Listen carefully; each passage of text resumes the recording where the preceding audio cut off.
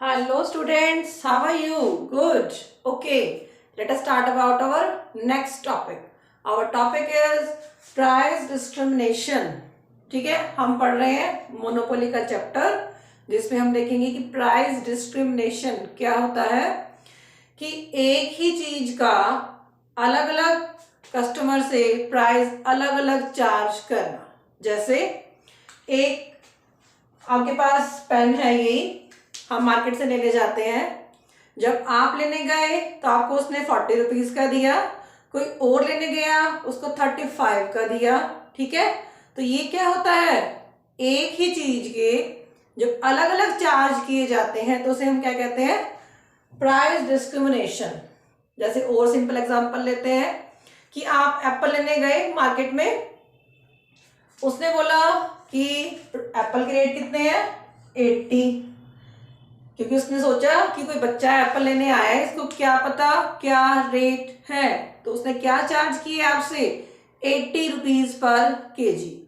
अब आपकी मम्मा अगर एप्पल लेने जाती है तो क्या बोलता है उसको 60 रुपीज। क्यों?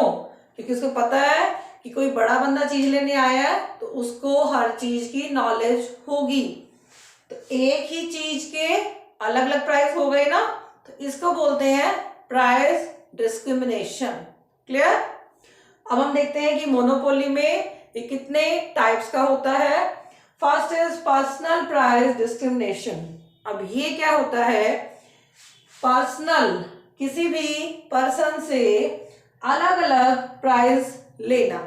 जैसे मैंने आपको एग्जांपल दिया कि जब आप लेने गए तो 80 रुपीज पर केजी, जब आपकी मम्मा लेने गई तो 60 रुपीज पर केजी।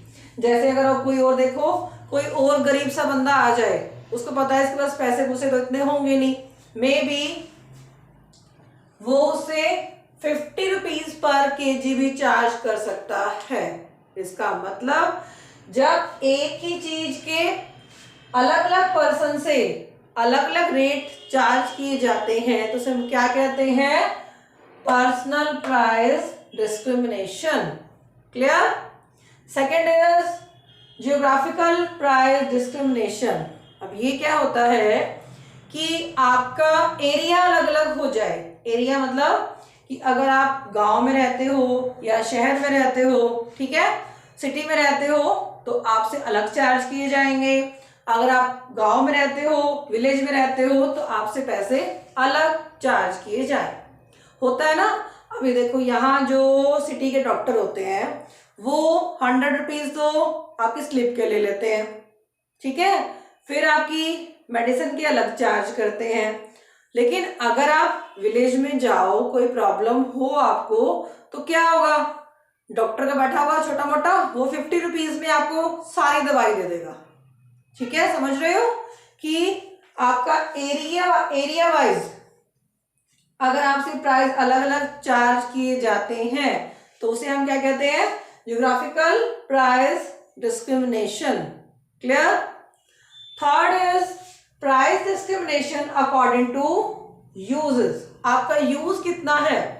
अब आपको पता है जब आप बिजली यूज करते हो, लाइट फैन सब चलाते हैं ना, तो जब बिल आता है तो कैसे वो डिवाइड किया जाता है कि अगर आपकी यूनिट कितनी है 100, तो आपसे एक यूनिट के 6 रुपीज चार्ज किए जाएंगे।